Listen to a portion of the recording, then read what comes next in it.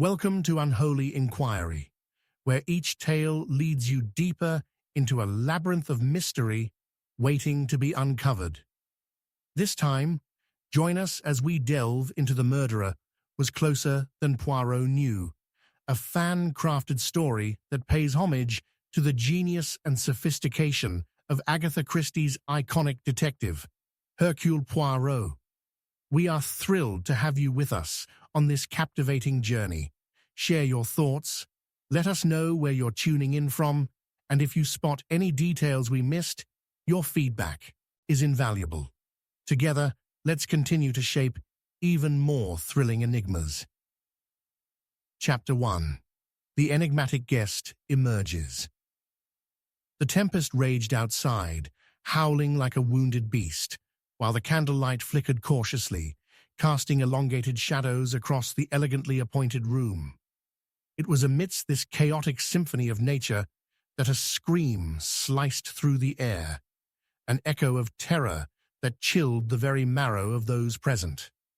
As the sound receded into the night, a heavy silence descended, broken only by the relentless ticking of an ornate clock, a reminder of the inexorable march of time.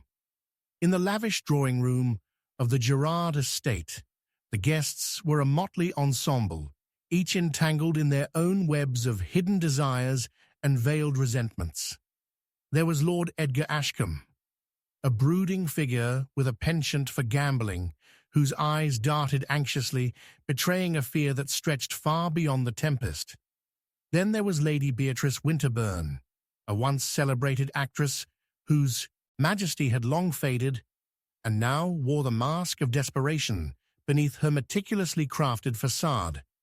Lastly, there was the enigmatic visitor, Monsieur Theroux, whose arrival had been both unexpected and bewildering, wrapping him in an aura of unsettling intrigue. Through the tumult, Hercule Poirot, who had been a guest of the Gerards that very evening, maintained a calm and poised demeanor, impeccably dressed in a tailored suit and with a piercing gaze that missed nothing. Ah, but the human heart, it hides many things, mon ami, he mused silently, his mind already dissecting the bizarre tapestry of emotions flaring around him. This was not merely a gathering of friends, but a congregation of secrets, and he had every intention of uncovering them, especially after realizing that one among them had turned their poisoned intentions into a foul deed. Before the night unfolded any further, a shivering maid stumbled into the drawing room, her face ashen, eyes wide with horror. "It is Madame Gerard, sir. She lies in the study. She is dead." A collective gasp enveloped the room. Poirot observed the reaction of each guest with keen interest. Panic washed over Lady Beatrice, who gasped and clutched her pearls, while Lord Edgar's face paled, a mixture of fear and relief crossing his features. Monsieur Theroux remained still, his expression inscrutable. With deliberate steps, Poirot moved toward the study, where the flickering candlelight revealed the lifeless figure of Madame Gerard, sprawled on the floor, her countenance frozen in a disquieting peace. The scent of jasmine, her favorite perfume, mingled grotesquely with the metallic tang of blood. As Poirot knelt beside her, analyzing the scene with surgical precision, he noticed an exquisite satin cloth clasped tightly in her hand. Something told him it was essential to the truth hidden within the folds of this tragedy. Returning to the drawing room, Poirot began his inquiries. "My friends," he stated evenly, inviting their undivided attention, "it is in the moments of calamity that we find clarity. I wish to know, who among you last spoke to Madame Gerard?" "I did, only moments before the storm struck," Lord Edgar replied, his voice a mixture of bravado and fear. "We were discussing finances." Poirot raised an eyebrow, intrigued. "Ah, A rather delicate conversation, I presume. Money can provoke feelings both malicious and desperate. Lady Beatrice shifted uncomfortably, her nervous laughter filling the silence. Oh, Edgar is simply being dramatic. We all know Madame Gerard adored him. She would never hold his precarious situation against him. Yet her voice trembled, revealing the cracks in her facade. Monsieur Theroux, who had thus far remained an observer, finally broke his silence. Forgive me, Monsieur Poirot, but I think it terribly unwise to cast aspersions without evidence. Perhaps Lady Beatrice may have had more to gain than we suspect, considering her stunted career. The tension grew palpable, eyes darting, breaths held. Poirot savoured this. The air crackled with distrust and an unseen energy. With each inquiry, Poirot coloured the profile of each suspect, noting their trembling hands, the furtive glances exchanged between Lady Beatrice and Lord Edgar, and the quiet confidence of Monsieur Theroux, who seemed perfectly at ease amidst chaos. It was the clarity of their motives that haunted him. As the investigation progressed through the tumult of the storm, a pattern began to emerge. Although each guest appeared to hold secrets, the shimmering cloth found in Madame Gerard's grasp refused to let its mystery linger. It bore an inscription, one that hinted at hidden dealings within a circle more sinister than mere domestic quarrels, a network that could provide danger for anyone who threatened to expose its secrets. And then Poirot had a revelation. He could sense a ruse, orchestrated and finessed, yet he was unable to determine the architect of this elaborate deception. Just as he was about to voice his thoughts aloud, a deafening crash of lightning illuminated the room, casting the unnerving shadows of the guests against the walls, now grotesque caricatures of their darker natures. The evening spiraled into chaos as accusations flared among them, the true nature of their relationships unraveling like threads from a fraying tapestry.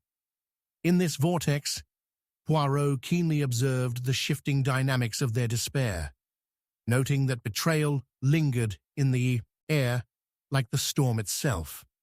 As the night deepened, he retreated into thought, piecing together the fragments of a tale barely beginning to reveal itself.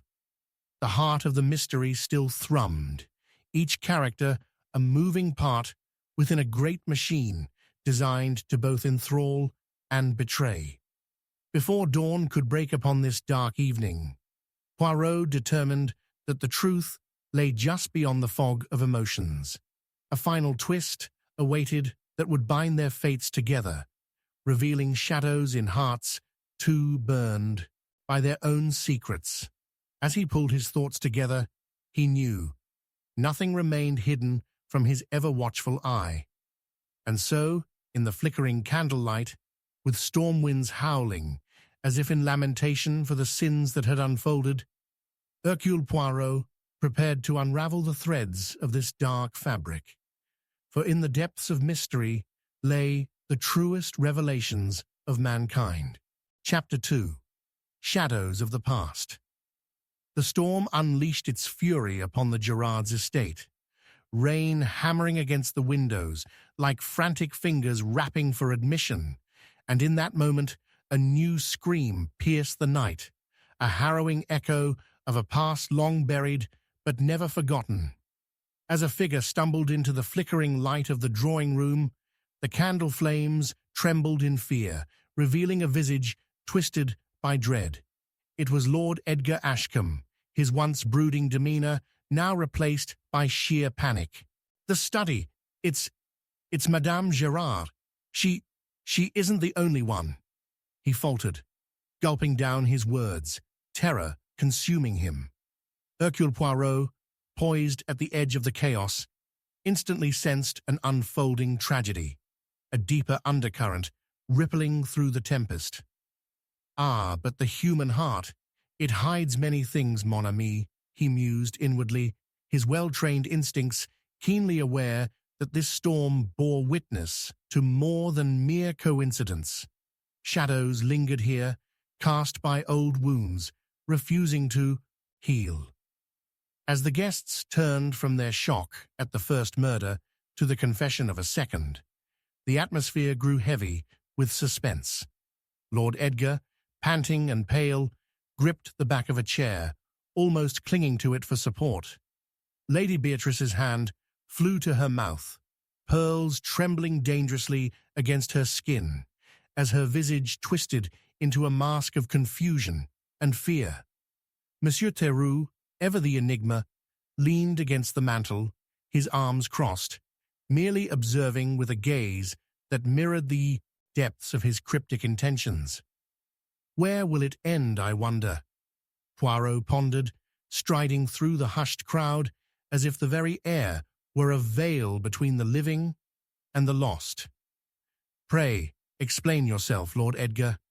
What do you mean by not the only one? His voice cut through the tumult, clear and commanding despite the thunder's cacophony. It was Madame Gérard, yes, but she spoke of another, a name whispered in the shadows. Anna, Lord Edgar confessed, his voice trembling as he spoke a name that seemed to summon a shiver into the room. Her sister. She came to visit last week, only no one mentioned her arrival. His eyes darted nervously. I thought it merely a troubling family affair, but... Poirot seized the opportunity, the gears of his mind turning swiftly. Ah, so anger, envy, and desperation weave through the very fabric of familial ties. Who is this Anna, I wonder? He directed the question firmly, yet curiously toward Lady Beatrice, who responded with an overt anxiety that did little to mask her guilt. Anna had always been difficult, she said hesitantly, fidgeting with her necklace. Her dark eyes flitted towards Lord Edgar, a palpable tension anchoring their shared history. She was jealous of Madame Gérard's life, her worth. Perhaps she could not bear the thought of playing second fiddle in her own family. A ghost of uncertainty lingered in her tone, and Poirot noted the nuances in her expressions, the tightness around her lips, the way her fingers clutched the pearls with the intensity of a drowning swimmer. Looming as an invisible actor was Monsieur Theroux, whom Poirot had deemed as suspicious as he was serene. Forgive my intrusion, but in a tale fraught with jealousy, does Lady Beatrice not cling to her title too tightly? Surely competition never solely resides within familial bonds. His voice was smooth, yet laced with something hidden, perhaps even predatory. Poirot, recognizing the shift in the room, felt the currents of blame, swirling dangerously. But tell me, dear friends, what of Madame Gérard's dealings? What business could entangle them so fiercely? Surely her charities were merely a means to improve her reputation. This remark was met with renewed unrest. Incredible, Lady Beatrice replied, her laughter tinged with madness. Even in death, Madame Gérard plays the martyr, does she not? Forever elevating herself above the very rest of us who loved her. Before Poirot could coax more unraveling truths, he turned, his attention back to Lord Edgar. You mentioned a name, Anna. What more can you unveil? She was the inverse of Madame Gérard, a talent wasted, a beauty ignored.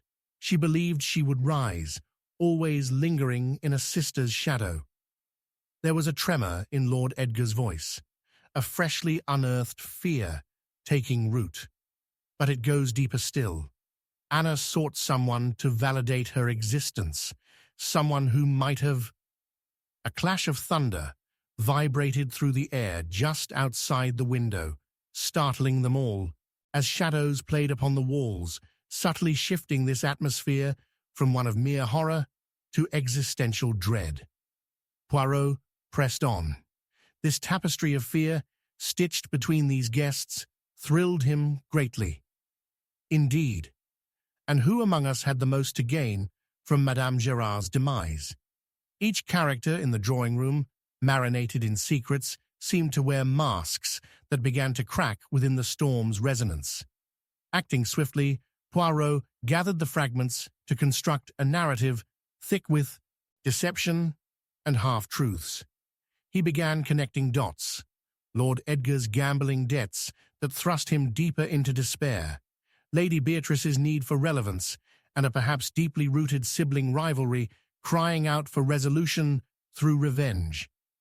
Yet mire beneath this enigma was the presence of Monsieur Theroux, and it fascinated Poirot. The man was consistently aloof, and it was in his reticence that Poirot sensed a danger his intelligence couldn't quite grasp. At the storm's peak, a subtle truth emerged, striking like lightning through the walls of respective facades. In the momentary chaos of accusations, he spotted it, an inconspicuous insignia upon a forgotten knick-knack on the mantel, reminiscent of Anna's past. Then the revelation struck. The allure of familial betrayal intertwined, twisting toward an inescapable conclusion. Perhaps it was not Anna who harbored ill will after all. Returning to the matter at hand amid the senseless clamor, Poirot announced firmly, "Friends, I beseech you, allow me to draft a revelation, for in these flickering shadows, true intentions await discovery." Flashes of lightning caught their morphing faces, amplifying their hidden crimes. As the dawn approached through foul weather, Poirot laid out the truth. Lady Beatrice was closer to the storm of betrayal than anyone foresaw. It was she who had found the unmistakable resemblance to her lost sister Anna. A longing turned bitter. Secrets once hushed, now echoed. Jealousy drove each of her actions, as she manipulated circumstances to orchestrate a tragedy disguised as providence. The room held its breath. The storm does not lie, nor do the shadows of the past. They cast long enough into the night to ensnare those foolish enough to forget them. Poirot declared, his final statement hanging thick in the air, laced with haunting implications, a poet in the graveyard of broken hearts. And behind closed doors, the storms might never quell. Chapter 3. The Missing Heirloom. The storm outside howled like a wounded beast, the wind howling an ominous foreboding as it rattled the very bones of the aged manor.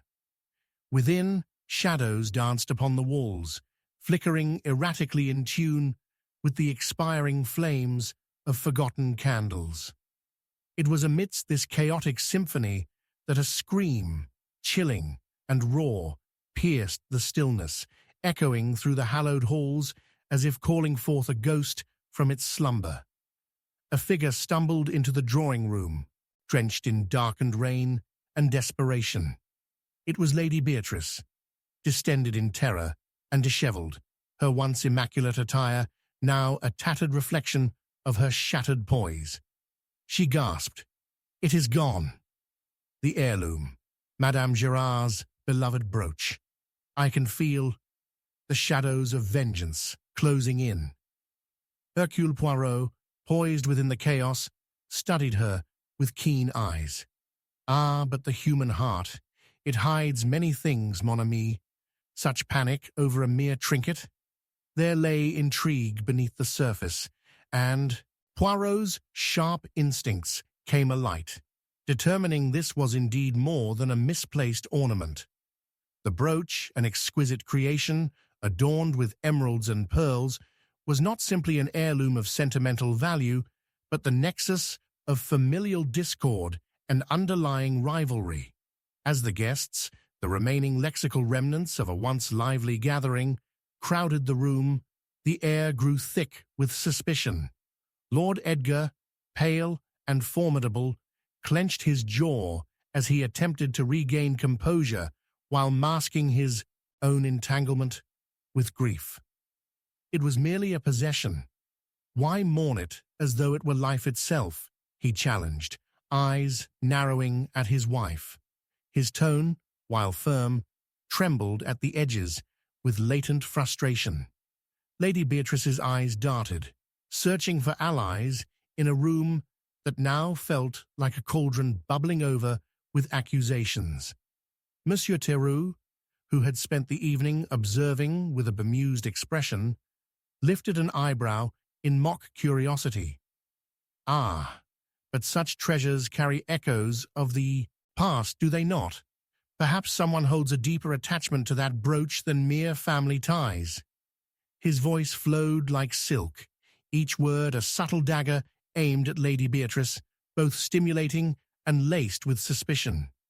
With these words hung an unspoken truth, the suggestion of a theft larger than the physical object, hinting at betrayals long cast in shadows. As Poirot stepped further into the gathering gloom, the tension suffused the atmosphere, threading through lips drawn tightly in trepidation. "Pray tell, dear Lady Beatrice, have there been any recent disputes amongst the family regarding the heirloom?" His voice, calm and measured, wrapped around them like an elegant shroud. Beatrice hesitated, her hand instinctively clutching the necklace encircling her throat. "Only the usual resentments. Ellen has always wanted her share, but I—" The words trailed off, revealing fissures of jealousy shaped by a lifetime of competing shadows. Poirot observed the nuanced tension between the three main players. Lord Edgar, who had debts threatening to swallow him whole, and perhaps sought the brooch's value as a means of escape. Lady Beatrice, driven by the instinct of preservation and an unquenchable thirst for relevance. And Monsieur Theroux, embodying enigma and seeming to revel in their discord, concealed motives lurking beneath his veneer of astuteness. It would seem that this heirloom was not just a prize, but a catalyst, igniting long-simmering quarrels, igniting fear and avarice above all. As the hours slipped into the depths of the storm, Poirot embarked upon the investigation, noting every flicker of eyes and subtle shift of posture. "Let us assemble our recent memories," he encouraged. "Where was each of you when the brooch went missing?" His gaze turned to Edgar first. "Ah, my lord, your own stormy dealings have made you tense these past evenings. Were you not immersed in a wager of desperation, perhaps feverishly wishing for Lady Beatrice's fortune?" Edgar hesitated, then feigned indifference. "Need you paint me as the villain? I was merely attending to my interests." His eyes darted momentarily to Lady Beatrice, whom Poirot intuitively imagined was privy to his deterioration. "Yet what of your household staff?" Poirot pressed, his voice low, each word a carefully measured seed of doubt. "Did they not attend to the location of the brooch moments before it vanished? One must consider their movements meticulously." Lady Beatrice flinched as her thoughts turned inward. Bartholomew, our footman, was indeed polishing the silver before the storm rolled in. Her brow furrowed, as if questioning her own recollection, revealing vulnerability beneath her bravado. Ah, yet a distracting storm could allow for keen observation to wane. Poirot interjected. The dim candlelight cast disturbing shadows upon their faces, every flicker weaving intricate tales of deceit and desperation, influencing the tapestry of their interactions. Just as suspicions danced dangerously, a new revelation could twist the night anew. Poirot's ears pricked with renewed focus as the word Ellen resurfaced. "Ellen," he echoed, turning his laser-sharp gaze on Lady Beatrice once more. "Might I inquire further about her? What role does she play in this morass?" "She is my sister, mind you," Beatrice began, yet the bitterness stained her speech. She has always envied my position, despising every gift afforded to me. She takes every chance to provoke. Perhaps she believes that if I slip from grace, she may come to claim the esteem that exists within our family's legacy. Interesting. Poirot nodded as he turned to Theroux, whose posture had shifted slightly, leaning toward Beatrice with interest. And you, Monsieur Theroux, what insights do you possess regarding these family ties? Theroux smirked, the shadow playing tricks with his expression. Family, Poirot, is a delicate arrangement, fragile and infinitely treacherous. Perhaps one should explore additional layers of heretical motivations. Jealousy is but a seed, and seeds grow roots. As the storm raged, internal dialogues became echoes, and murmurs of guilt filled the air. Act 3 commenced unfurling, as Poirot determined to weave together the tales, insights, draping against each other like operands in a mathematical equation. The ticking clock in the background intensified with each passing moment, marking time slowly bleeding away. Ellen soon entered upon them, drenched from the tempest and visibly shaken. "What turmoil has unraveled?" she demanded, her eyes flaring with indignation upon seeing her sister's alarm. Poirot stepped forth, icy certainty emanating from him. "Lady Ellen, I presume. Your timing is noteworthy. Might you enlighten us regarding your whereabouts in the hour preceding this theft? It is said that the walls have ears, and the storm brings forth not only rain, but clarity." "Clarify this attack," she interrupted. "I am innocent. I desire not to be entangled in my siblings' disputes." Yet, beneath her fiery protest, lay vulnerability and hints of desperation that entwined eerily with her denial of involvement. Moments cascaded, tension thickening until Poirot drew together the strands of truth. "Ah, just consider, dear friends, if the brooch is indeed but a guise, masking the more profound rift forged through years of manipulation and envy. One must ponder the potential salvaging of reputations when fraught with the filigree of familial ties." In a shocking moment, it hove to light. Lady Beatrice had long held secrets tied to that brooch that could compromise not only her greed, but the very survival of her familial bonds. "Can it be that you sought to pin the disappearance on, shall we say, a more fallow character?" Poirot murmured, gesturing subtly toward Ellen, whose face turned white. "The truths unfolded like a dark flower blooming at night. You knew of its absence well in advance, did you not? You conspired with the staff, feeding them muddled truths to embolden a story of your sister's betrayal.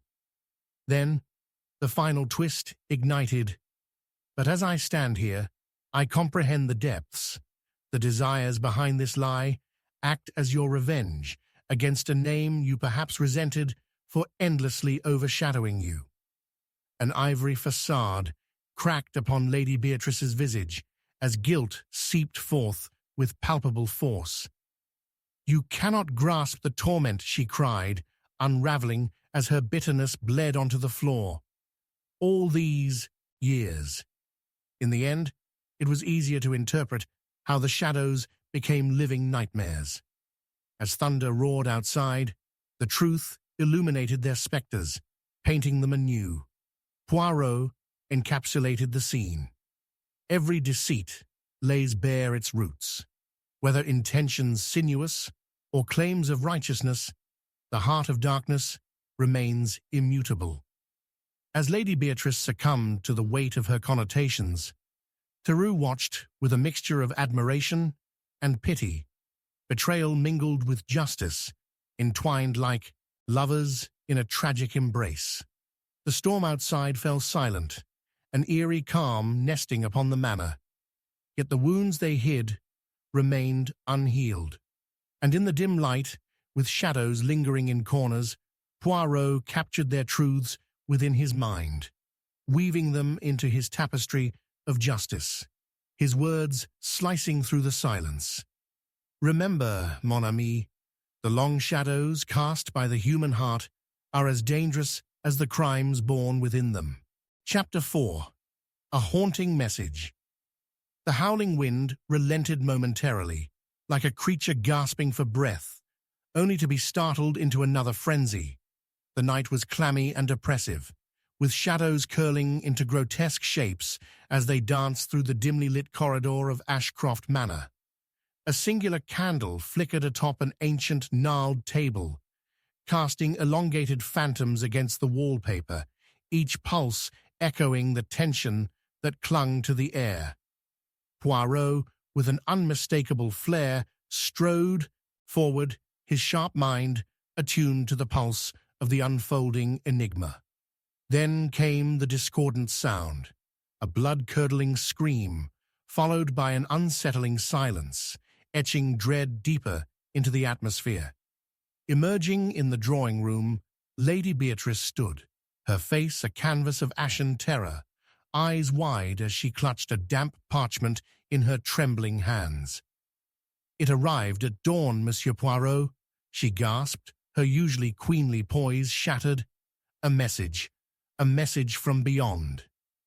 The anticipation of the unfolding drama laced her voice with an electric urgency that clung like vapor in the room. The remnants of the brooch affair felt trifling now, as Lady Beatrice's revelation summoned an eerie crescendo. "Ah, the spectres of our past," Poirot mused internally, keenly observing the fissures in Beatrice's demeanor. Moments later, Lord Edgar shuffled into the room, his pallor heightened, worry ghosting his brow like the shadows themselves. "What manner of torment is this?" he muttered, gaze flicking from the parchment to Beatrice, whom he seemed to view with equal parts fear and suspicion. As if sensing her husband's mounting anxiety, Lady Beatrice crumpled the parchment further, dark secrets seemingly etched upon its surface. The tension tightened, the air tinged with the weight of unvoiced words and the bizarre echo of long-held grievances. Poirot straightened, his elegant frame commanding attention amidst the chaos. "Pray tell, what does this message convey, dear Lady Beatrice?" His voice, though calm, was imbued with a gravity that urged her to unveil her dread. With a tremor of reluctance, Beatrice unfurled the parchment, the words dancing like malevolent spirits in the candlelight. "One who wears the mask of kin shall unveil the truth, a death concealed beneath shadows and lies."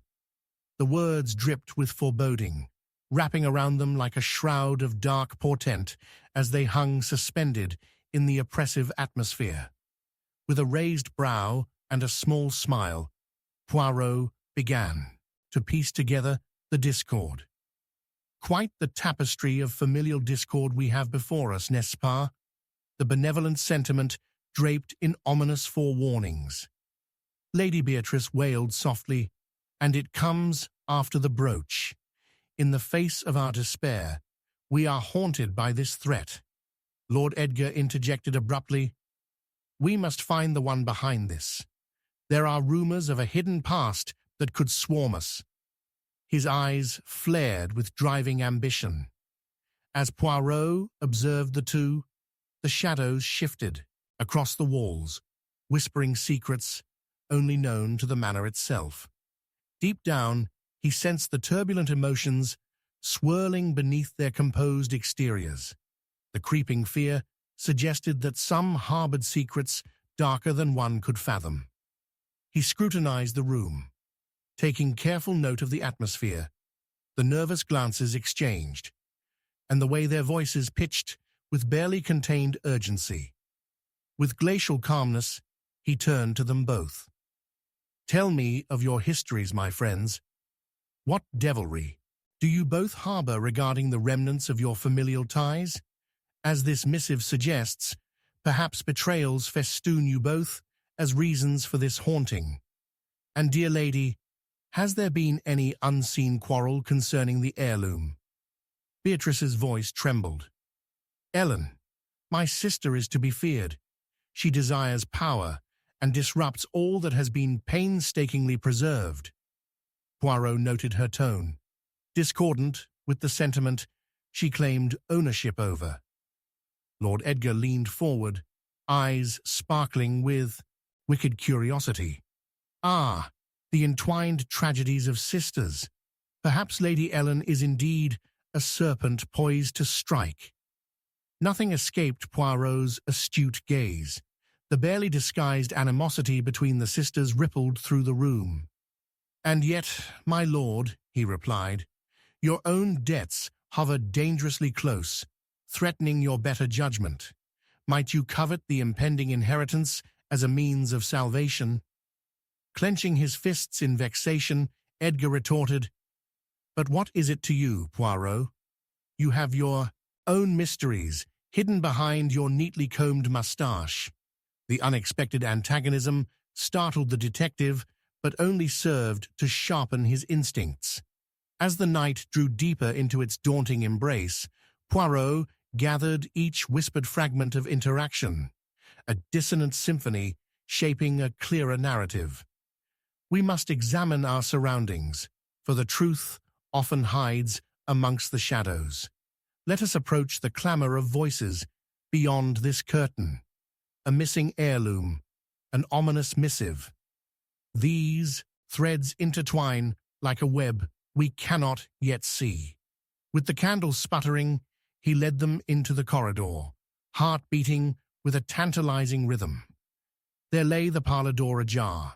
There, not one, but two figures argued with fervent intensity, Lady Ellen and Monsieur Theroux. Their faces morphed into masks of agitation, bodies punctuating each word as they gestured animatedly. Enough, Ellen. Let the past remain, Theroux hissed, a low growl lacing his words. Do not let your envy break our fragile peace. Ellen's response was laced with raw indignation. You misunderstand, Theroux. It is not I who seeks vengeance, but those who have placated the darkness. Ah, but the human heart, it conceals unsuspected layers of intent, Poirot considered with an architect's precision. As he watched their frenzy unfold, clarity began to dawn. With each exchange, doubts surfaced, accusations flared like flint upon steel, suggesting deep-seated animosities woven amongst the family ties. Could this frantic exchange tie back to the haunting message? A revelation stirred the air around him. Poirot stepped closer, unveiling the truth with cool confidence. Mon ami, your intrigues may very well hold the key to reveal the perpetrator behind our restless specters. The ghost of family discontent has no visage as haunting as the greed for a legacy. As Ellen's gaze shifted with the weight of understanding, Poirot's own heart raced, and he bore witness to their entwined fates like thread in a grand tapestry, each pulling at the other. Suddenly, Theroux's tension snapped like a taut string. You leverage chaos as a means for your game. One truth does not hide behind another. The accusation sent a dark pull through the room, revealing not only the ties that bound them, but also the twisted nature of their relationships. However, it was too late. Ellen gasped, staggering a step back into the shadows. You cannot imply I am the villain in a story written by others. And then, the final twist unraveled before Poirot's keen eyes. But that was precisely the mantle you chose, mademoiselle. You are ensnared in a game of chicanery. He supported the final accusation with a tidily arranged puzzle. It is your greed for validation that birthed this treachery amidst the siblings. You were the one who drew the shadows forth and masked them behind your sister's acts of desperation. In that moment, the room bristled with realization. The echo of truth was loud, resounding through the chaos, ensnaring Lady Beatrice in its grip. The candle flickered once more before succumbing to darkness, leaving them enshrouded in obscurity. As the last shards of light extinguished, Poirot proclaimed gravely, "Beneath the layers of deceit, there lies a harrowing reminder of our pasts. Remember, dear friends, the human heart can wield both kindness and cruelty, and in its shadows one may uncover their greatest downfall." In the silence that followed, the weight of guilt hung heavy, a ghost in its own right, manifesting in the reckoning poised to usurp the household, for darkness, once revealed, demanded reckoning. Chapter 5. The Clue in the Library. The musky air of the library was thick with an ominous silence, shattered only by the distant rumble of thunder that echoed like a warning through Ashcroft Manor. Poirot stood at the threshold, the flickering candlelight casting dancing shadows across the room. His keen eyes surveyed the scene before him, the plush carpets and dark oak shelves filled with a cacophony of history, each book a testament to the passages of time. Yet something felt distinctly amiss, like an unseen spectre lurking just beyond the fringes of perception. Suddenly, a sharp gasp broke through the tension, pulling Poirot from his reverie. Lord Edgar stood in the center of the room, pale as a ghost, his hands trembling as they hovered over a lifeless form, slumped adjacent to the ancient desk piled high with tomes. It was Thoreau, the loyal confidant, eyes wide in stark terror, his body resting awkwardly amidst the unread pages, a crimson stain blooming upon his shirt. The storm outside swelled in intensity, rains battering against the windows like a chorus of mournful souls, amplifying the chaos swirling within the library's hallowed walls. "Mon Dieu, what foul play is this?" Poirot murmured, stepping forward, his elegant demeanor unwavering as he took in the morbid scene. The flickering candlelight played tricks, elongating shadows into grotesque shapes that danced along the peripheries, each flicker a reminder of the life extinguished too soon. The shock held an electric charge in the air, and the atmosphere thickened with dread as the remaining three occupants, Lady Beatrice, Lord Edgar, and Lady Ellen, huddled at the door, their faces mere masks of horror. "Who would dare commit such an atrocity?" Lady Beatrice whispered, her voice cracking like fragile glass. Her eyes darted from Poirot to the cadaver, lines of fear deepening upon her brow. This cannot be true. Thoreau was a dear friend." Lord Edgar stepped forward, somber, but his eyes like a hawk's, sharp and calculating. "He had enemies, Beatrice. Many would wish him ill, himself not the least among them, given the turmoil we all share." His gaze shifted between the women, suspicion knitting his brow. "We all bear secrets, are we not?" "But it is you who seems engulfed in shadows, Edgar," snapped Lady Ellen, her voice taut. "Your ambitions speak volumes. Who would you not betray for your inheritance?" "Silence your reckless tongue, Ellen. This is not the time for bitter squabbles," Lord Edgar retorted, his face flushed with indignation. But the undercurrents of deceit caressed the space between them, visible to those with Poirot's discerning eye. Even amidst the chaos, Poirot observed with quiet intensity. "Ah, but the human heart, it hides many things, mon ami," he reflected, as he began to unravel the intricacies that held them all captive. Thoreau's death was no mere accident. It bore the mark of a carefully orchestrated plan, wrapped tightly in betrayal. The midst of surging emotions, Poirot moved, his sharp mind meticulously cataloguing the signs left in the aftermath. The gnarled fingers of the storm outside pried against the windows as he deemed it essential to question the surviving family members about the events that led to this dreadful incident. Let us begin our inquiry by retracing the last moments before this calamity. Poirot's eloquent mandate hung in the air, heavy with meaning. He started with Lady Beatrice, her composure barely held in the face of grief. "Pray, my lady, what can you tell me of your interactions with Monsieur Theroux leading up to this unfortunate demise?" Beatrice's voice trembled, the air thickening with unshed tears. He spoke of paths untaken, of decisions lingering amidst shadows.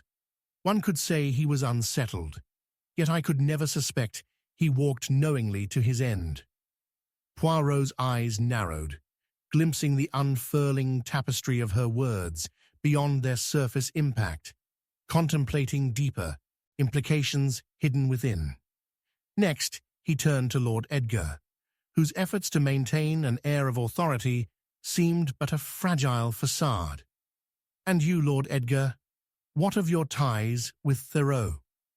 The fragility of your own ambitions must weigh heavily upon you." "I considered him a friend. Despite our differences, I would never harm the man," Edgar replied vehemently, though a faint quiver in his voice failed to convince Poirot of his innocence. Finally, he regarded Lady Ellen, whose indignation was interwoven with an unsettling desire for power. "Your contention with Theroux, mademoiselle, speaks to a complicated enmity. You were often at odds. Might there be ill will on your part?" "Foolish accusations. Our disagreements stemmed from disagreements trivial to our shared histories," Ellen fired back, a flash of anger igniting her eyes. "Does it not strike you as ironic to place blame on the one who merely reflects the questions of our shared darkness?" As Poirot passed through the tension-laden dialogue, two threads reverberated within him, both compelling and contradictory. Suddenly, a rustle emanated from the shadowy corner of the room, and a glimmer caught his eye.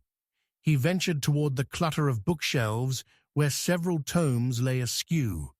A singular book resting on the edge caught his attention, seemingly displaced from its companions.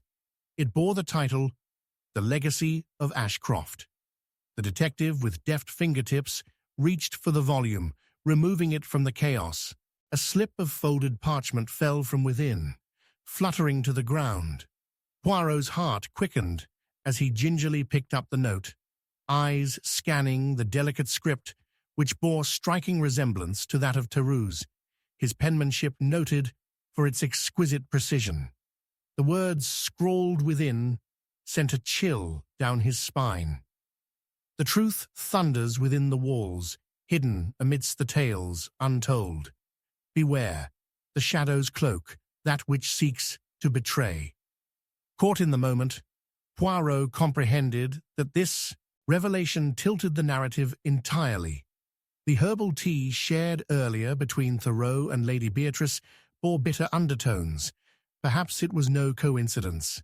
The familial bond stood not only as a thread to unite, but also to bind them all in the web of greed, betrayal, and the fervent desire for legacy. Soaring emotions converged, tangled in yearning, old grievances, and hidden ambitions. Each character now transformed, possessing motivations entwined in the unfolding chaos. Each suspect ensnared in their own shadows, yet held together in this web of darkness that concealed secrets richer than gold. Turning sharply to the remaining occupants, who now drew close with bated breath, Poirot's voice resonated with authority. "You see, my friends, the betrayal of kin is the crudest of all. Theroux sought to unleash a truth buried deep, paving his own path toward redemption, and it cost him his life." The revelation dawned, amidst the air thick with tension. All informants exchanged startled glances, shadows of realization creeping along their features. But who amongst you bore the weight of betrayal and thus sought silence? Poirot pressed, knowing full well the answer lingered close, as darkness concealed the truth. With hearts beating in tumult, they were all left standing on a knife's edge, waiting for his next words to unravel the suffocating grip of their own choices. In a world where shadows thrived, one question loomed larger than the others. Would they confront their harrowing past, or let it consume them whole? The candlelight flickered, a final dance of shadows across faces transformed by guilt. As Poirot gazed into their souls, he uttered the words that would haunt them. Remember, the human heart is a vessel for darkness as well as light. A tempest can be stirred beneath a calm surface, revealing truths that may forever shatter our illusions. The question remains, who amongst you will stand beneath its light? Chapter 6. Betrayal in the Dark. The peculiar stillness enveloping Ashcroft Manor was abruptly shattered by a resounding crash. A mirror shattering against the ornate marble floor, splintering into 1,000 glittering shards that seemed to dance in the flickering candlelight. Poirot emerged from the shadows of the library, his heart inexplicably heavy as he felt the oppressive weight of dread. I am among ghosts tonight. Rain lashed against the windows, a torrential symphony that rivaled the chaos amassing within the walls of familial strife and buried secrets. A shadow crossed the threshold, and he peered into the pained expression of Lady Beatrice, her breath hitching as she took in the darkness that now wrapped around her like a shroud. "Mon Dieu," she exclaimed, her voice trembling with a mingling of fear and disbelief. "Another death. We cannot bear it." The candlelight flickered, revealing the terror in her eyes. Yet Poirot observed the flicker of something else beneath that, was less easily defined, something lurking in the corners of her fragile composure. "Alas, my lady, it seems the legacy of Ashcroft only deepens each shadow cast upon this household," Poirot replied, his voice smooth yet enigmatic. Lady Beatrice recoiled as if struck, and the detective felt a slight tingle of realization that the cracks in her flower-patterned facade held deeper truths. What transpired to invoke this calamity tonight? But before she could respond, Lord Edgar burst through the door, his countenance pale and eyes wild, gasping, "Lady Ellen, she's gone. I found a letter, written by Thoreau. It speaks of treachery and darkness within the walls." His words reverberated, laced with accusation that sent the air thick with tension. Echoing thunder outside seemed to punctuate his claim as he caught the parchment close to his chest, the urgency for revelation palpable. As Poirot took the letter, he became acutely aware of the shifting shadows. Humans were as fickle as candle flame, their truths flickering in and out of view. As he scanned the elegant, smudged handwriting, revealing a message written in the heat of urgency, his mind unfurled with the possibilities. The truth is within these walls, hidden amidst the tales untold, he murmured to himself, piecing together the fragments of the puzzle. "Ah, but the human heart, it hides many things, mon ami." The implications bore down on him as the words became a tapestry woven of fear, guilt, and inevitable tragedy. Acting without hesitation, Poirot beckoned to the remaining occupants, the vibrant Lady Ellen, who appeared collected, but the sheen of her composure inevitably crumbled beneath his gaze, and her lips trembled ever so slightly. "You were the one to argue with Thoreau the most, mademoiselle," he inquired, his tone courteous yet piercing. "What manner of animosity did you harbor towards him?" "I held no animosity. We merely argued over familial loyalties. He was too loyal to your desires of preservation." Ellen's sharp retort sliced through the room, ill-hidden nerves becoming more apparent with each fleeting second. "But what about your ambitions?" Lady Beatrice interjected, her voice quivering with intensity. "You wished to unveil the truth yourself." Each word sparked rapid murmurs between the three, accusing glances simmering with suspicion. Poirot noted the fracture in their camaraderie. Betrayal lurked all around, but whose betrayal would manifest in the depths of this night? Poirot cast his mind to Lord Edgar's sharp demeanor, which shifted under the weight of his own secrets and struggles. "You had proposed earlier that Thoreau held many enemies," he purred. "Perhaps your fierce ambitions, coupled with your ties to our dear deceased friend, could align rather tragically." Lord Edgar swallowed hard, his earlier assertiveness giving way to an uncharacteristic unease. "It is easy to distract with suspicion when one is cornered," he replied defiantly, yet his eyes, a hawkish intensity, betrayed a fortress of turmoil within. As Poirot crafted their arguments like a maestro conducting a symphony of conflict, a thought danced at the edges of his awareness. A red herring, perhaps? He turned his attention to the shattered mirror, spread across the floor like jagged stars fallen into despair. "Tell me, Lady Beatrice, what is it that you targeted upon reflection?" he inquired, addressing her broad strokes of emotional pain.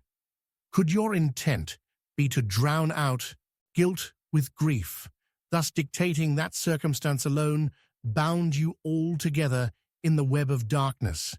She flinched, caught off guard. "I merely saw my own reflection. How could you assume—" A knock resounded from the door, cutting her retort and momentarily casting their little cluster into uncertainty. Poirot raised a procedural eyebrow, feeling tension escalate with each breath between the verses of their fear. "Are we going to remain huddled in hopeless unity, or identify the shadows threatening us?" she pleaded, an edge of desperation breaking through. As the door opened to unveil a figure blanketed by the storm's wrath, a gasp escaped from all present. It was Thoreau, or more accurately, a shape all too familiar, yet shrouded in darkness and distrust. He staggered before falling to the floor in a heap, clutching his side, where crimson seeped through his fingers, eyes wide and glassy. The riddle of his own demise bared before them now. The truth dripped heavy in the air, throbbing and painful in its rawness. In that gruesome moment, Poirot pulled together the threads of hidden motives. Unsettling familiarity, binding their guilt together in poignant mirroring. Betrayal flourished not only in action, but in intention. With bated breath, he turned to Lady Beatrice, who seemed to vibrate with weighted oppression. "Ah, beloved lady, it appears desire of the truth leads us all down a treacherous path of our own making, does it not? The acknowledgement of truth coursed through them like the storm outside until it thundered deep into the marrow of their existence. One by one, they faltered from the shadows of the past, a reckoning so profound, lurking beneath the severity of their bonds, it became a bittersweet revelation, intertwining legacy with treachery. In their hearts, they bore the very shadows they had sought to dispel, veiled beneath kindness, masquerading as cruelty. Emerging from the stunned silence, Poirot's voice resonated with finality, a solemn echo that daubed the dim room with an unsettling clarity. "Remember, Beneath the flickering candlelight lies an aura of hidden truths. Welcome darkness, for within it may arise the very essence of betrayal, each of us an architect in our own undoing. As the storm raged outside, mounting dread enveloped the manor. The brittle bonds of kinship forever altered in the wake of unmasking their shared darkness. In the echoing quiet that followed, a haunting question remained. Would they choose to face their demons or remain consumed by them? The emotional twist lingered in the air, a final spectre burdening their fates irrevocably, powerful and unsettlingly haunting. Chapter 7. The Alibi Revealed. A scream echoed through the dim corridors of Ashcroft Manor, a sound splintering the fragile tranquility suspended in the aftermath of chaos. The pallid faces of the household members paled further as they rushed toward the source. A small, ornately designed room where the flickering shadows played cruel games upon their minds. The opulent furnishings seemed to absorb the tension, the floral wallpaper now eerily reminiscent of ghosts rising from the past. Poirot stood at the threshold, his presence a poised yet formidable force, ready to navigate the labyrinth of human emotions and hidden truths once more. Rain lashed against the windows like the relentless whispers of judgment, each droplet mirroring the muted terror gripping the occupants of the manor. As Poirot entered, he found Lady Ellen curled upon a velvet chaise, tears streaming down her face, while Lord Edgar paced back and forth, his hands balled into fists. Lady Beatrice stood rigid, her once graceful composure now crumbling before the weight of grief and dread. "Mon Dieu," Poirot murmured. "It appears the storm outside pales in comparison to the tempest within this household." "What on earth is happening, Poirot?" Lord Edgar demanded, his voice sharp as the shards of glass scattered across the floor from the mirror shattered in the previous mayhem. "Is it not enough that we've lost Theroux and witnessed darkness in broad daylight?" Poirot's keen eyes observed the way Edgar's breath stuttered as though each word cost him dearly. "Ah, but the human heart, it hides many things, mon ami," he replied softly, pondering the tempest of ambition and betrayal swirling among the assembly. Every anguished glance and fluttering fan of anxiety clawed at the edges of the truth. In whispered tones, the occupants speculated about Theroux's letter. "He accused us all, alluding to deep-seated treachery," Lady Ellen stammered, her hands trembling as she clutched a handkerchief borrowed from Lady Beatrice. But he could not have known what consequences he had unleashed. "In every conflict there lies a lady's cunning," Poirot observed, his voice rich with mystery. "But do not discount intentions masked beneath fragility. Lady Beatrice, you sought truth beneath this veil, did you not?" "Surely, Poirot, you don't think me capable of such treachery," she retorted sharply, her face momentarily clouded with indignation before revealing a glimmer of vulnerability. "I only wish to unveil the family's secrets." As their exchanges thickened with tension, Poirot's mind began to spin webs of connection and motive. "Tell me, Mademoiselle Ellen," he proposed, veering the conversation, "what of your infamous disagreement with Theroux? A breach of loyalty unfolded there, did it not? Yet here we stand, unified in our grief, or so it seems." "I had no hand in his demise," Lord Edgar interjected, his temper flaring. "But you, Ellen, harbor ambitions that do not circle back to House Ashcroft or its legacy. Was it not you who suggested we move beyond the protective shadows he provided?" Such a notion birthed a fracture in their semblance of solidarity, shadows deepening as they glared at one another. But beneath the surface, rippled darker intentions, like the roll of the storm outside, fraught with energy waiting to be unleashed.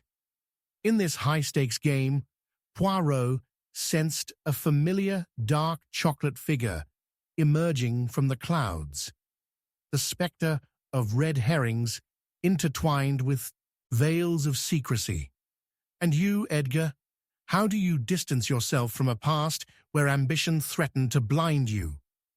Your insinuations twist deeper than any truth you aim to unravel, Edgar snapped, but there was an uncertain tremor in his bravado, a whisper of something urging him to deflect. Yet, the winds howled, and a profound silence enveloped them, as Poirot, ever observant, noticed a small detail amiss. The clock ticked hungrily, echoing the seconds as dampness permeated the air, clinging to his senses.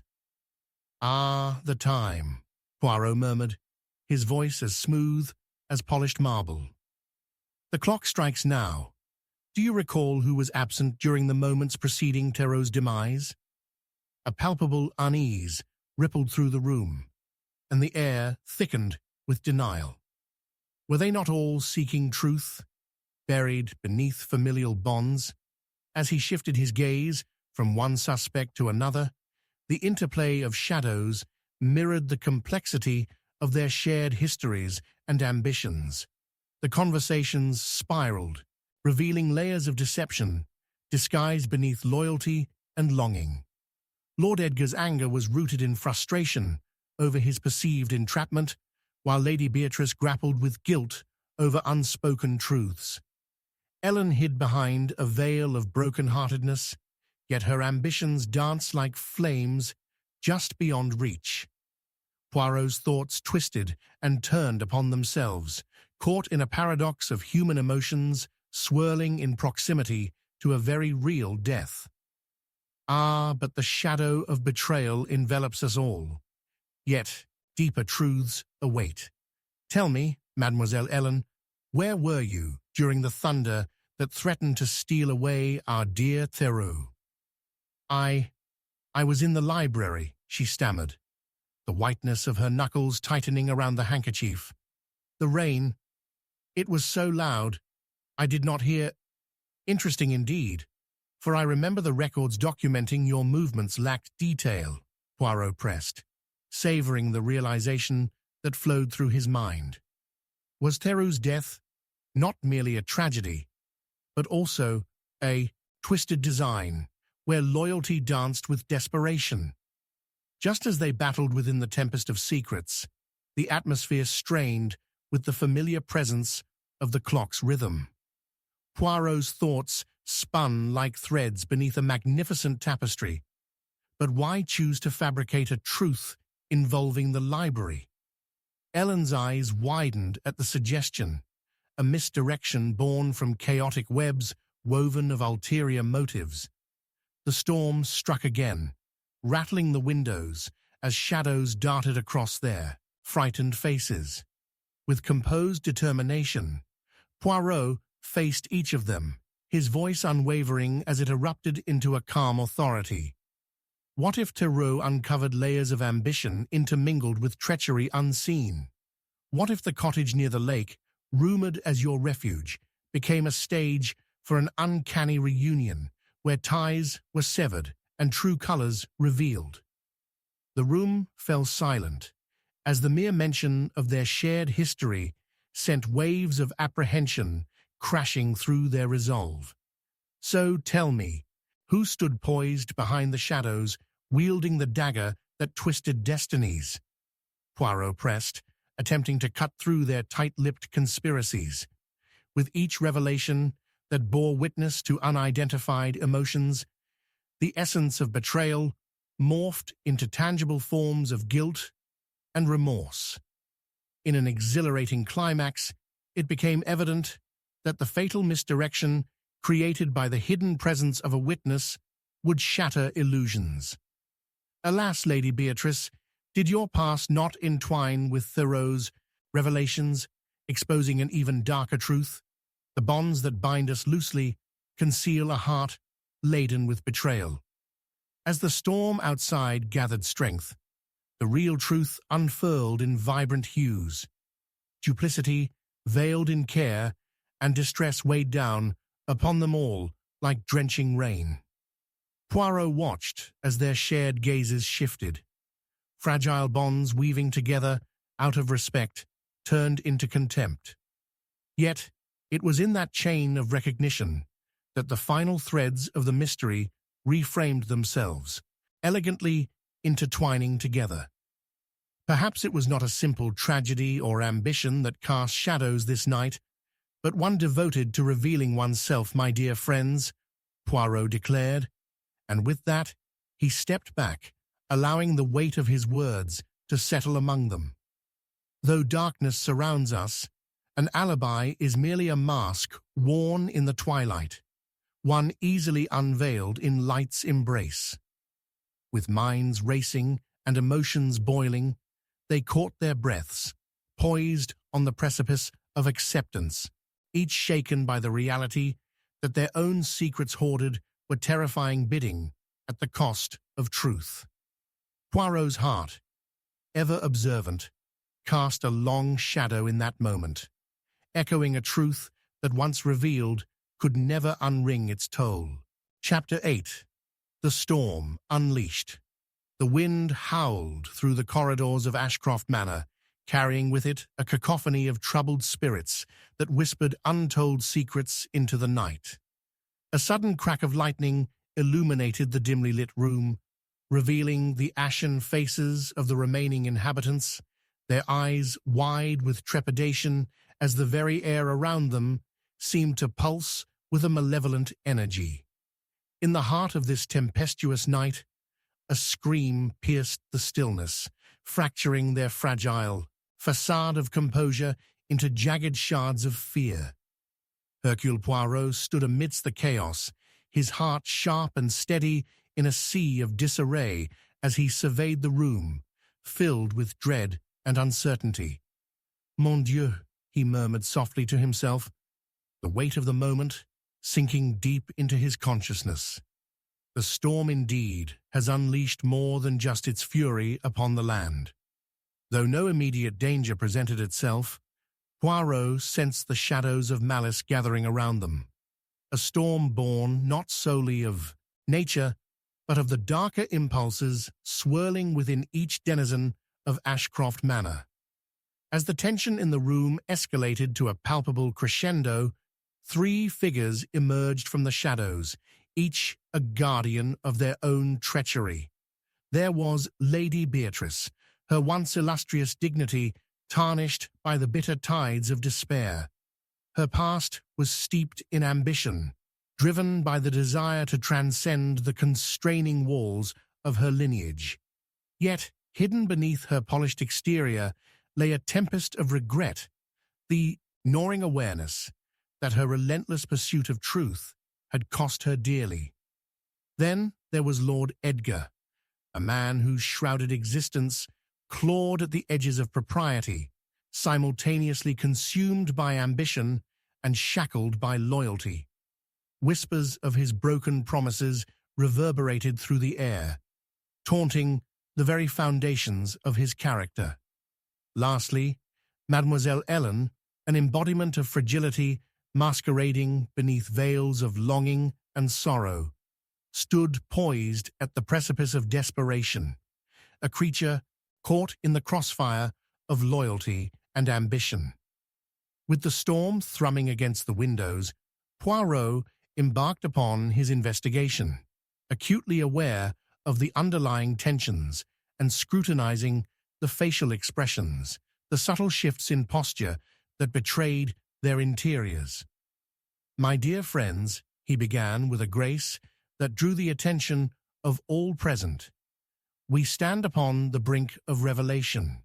But first, I must ask the most critical question, the one that echoes through the very marrow of our existence." His gaze traveled from Lady Beatrice to Lord Edgar, and finally to Mademoiselle Ellen. What truly unfolded in the moments before that harrowing scream? Edgar broke the silence, the quaver in his voice betraying his outward confidence. I was merely in the study, tending to important matters that had long been neglected. I heard nothing save for the incessant rain. Lady Beatrice, with a flicker of anger, shot back, "And did you not hear the turmoil? How easy it is to cloak one's guilt in the guise of duty." Ellen's voice trembled as she spoke. "Forgive us, Poirot. We are grieving, each of us wrapped in our own loss. But I heard your words earlier, words of betrayal. It was Poirot who sowed discord among us, and now we are left to rot within the shadows of his death." As Poirot listened to their exchanges, he perceived the strains of unease woven among their confessions. Ah, but the human heart! It hides many things, mon ami. The very notion of betrayal festered in the room like a wound left to fester without remedy. Each character clung tightly to their esteemed facades, while concealing gratification, masquerading as grief. As the storm raged, Poirot began to piece together their disjointed testimonies, recalling the fragility of their alliances in the face of ruin. "Narrate to me your whereabouts during the hour of the scream, Mademoiselle Ellen." I cannot help but ponder how deafening that storm could be, drowning out the cries of a tormented man. Her mouth trembled, revealing her inner turmoil. I was in my chamber, reading alone. There was a pause before Poirot's discerning eyes caught the briefest flicker of doubt in her gaze. He turned back to Lady Beatrice, who wore the mask of both a grieving relative and a woman burdened by the weight of unspoken truths. "And yet, dear lady, was it not you who quarrelled with Poirot? Your revelations were to unearth dark truths, were they not?" The accusation hung in the air, heavy and tantalizing. Lady Beatrice recoiled, a fog of indignation momentarily clouding her reasoning. "How dare you suggest that I could lay such treachery at his feet? It was not betrayal, but a quest for truth." On the cusp of exposing their secrets, Poirot sensed a revelation was imminent, yet the layers of deception thickened ominously amidst the thrumming storm. The ticking of the clock reverberated through the manor, each stroke echoing the passage of disquieting moments. In that abyss of uncertainty stood Lord Edgar, bound to a legacy, yet failed by his ambitions. "I shall take no more of these insinuations," he bellowed, his hands trembling with unrepentant fury. The storm outside crashed relentlessly, and as it thundered, something within Poirot clicked. A revelation cloaked in intricacy began to unfurl itself. Ah, but therein lies our quandary. What generates the deepest treachery is not merely ambition or desire, but one consumed by guilt, mon ami. Were you, Edgar, not the last to speak to Theroux? The colour drained from Edgar's face, and for a moment the mask cracked, revealing the frightened boy beneath the layers of pretense. "And what of you, Mademoiselle Ellen?" Poirot pressed, observant still. "Did you not rely upon Theroux's shadows for protection against the encroaching light?" Silence descended upon the room as Ellen faltered, her hand tightening around a delicate silver locket that dangled from her neck. Poirot sighed, an expression of both sympathy and resolve washing over him. Truth dances on the edge of ambiguity. It must be shattered to gleam within the light. Then, as if the very heavens conspired with the stories imprisoned in the manor's walls, a whisper slithered through the air, a red herring that threatened them all. "Perhaps, dear friends, the truth lies outside the parameters of our discussions." Other spectators lurked in the shadows, observing our unraveling, perhaps influencing the storm around us. This confession brought disarray among them, amplifying the tension to unbearable limits. As the storm raged outside, Poirot positioned himself amidst the chaos, revealing the final twist. The true architect of fate lay not in the hands of ambition, but of familial ties twisted by betrayal far darker than expected. You see, Mademoiselle Ellen, a connection exists, a bond forged not in blood alone, but in a deep-seated animosity that bore upon you both. With this proclamation, the atmosphere thickened as light pierced through shadows, shedding illumination upon darkened hearts. Poirot turned to face each suspect, his voice steady and forthright. The truth of this tragedy winds through the very fabric of trust, weaved between relationships, a trust that frayed, giving way to a treachery far more sinister than ambition itself. In that moment of realization, the gathered storm outside echoed their chaos, mingling with the tremors of betrayal suffusing the air. Each character, once united in grief, now stood on the brink of collapse, their guilt prevailing, their truths finally unveiled. As the clock chimed, marking the end of the storm's fury, Poirot cast one last glance over his shoulder, peering into the depths of their souls, woven tightly by their choices. Remember, dear friends, it is not merely external storms that wreak havoc upon our lives, but the ones that brew within our very hearts, which ultimately unleash the most devastating floods. Chapter 9. A Fatal Distraction. The flickering candlelight hardly penetrated the oppressive shadows enveloping Ashcroft Manor, where the chilling winds screamed outside as though mourning the chaos brewing within its walls. A sudden crash of thunder reverberated through the air, drowning out the muffled cries of startled hearts, and it was in this bleak atmosphere that a scream, a soul-piercing wail, echoed through the hallways, heralding an unspeakable horror that awaited discovery in the heart of the estate. Hercule Poirot, whose very essence defined the equilibrium of the surrounding chaos, stood poised, sensing the delicate threads of dread twisting around him like whispers in the wind. It was there that he encountered Mademoiselle Ellen, her pallor more pronounced, eyes wide with terror as she stumbled into the candlelight, revealing a visage marred by an unshakable dread. "Monsieur Poirot," she gasped, clutching her locket with trembling fingers. "It is Lord Edgar. He lies there, lifeless." Her voice trembled, and a flicker of something eluded Poirot, a sense of urgency masked by grief, revealing deeper layers beneath her vulnerability. In the nearby study, the air thickened, with Lord Edgar sprawled across the mahogany desk, his once steadfast countenance now slack, a painter's brush casting the deepest shades of an untimely demise. Poirot's ever-analytical gaze flickered around the room, absorbing the details others would overlook. The overturned inkpot, the scattered papers stained with remnants of a passionate quarrel, and the lingering scent of desperation that clung to the atmosphere. Lady Beatrice, summoned from her despondent retreat, stood in the doorway, hand pressed against her trembling lips, her expression a medley of horror, regret, and stoic resignation. How could this happen? Her voice quivered, tremors of anguish creeping into her words.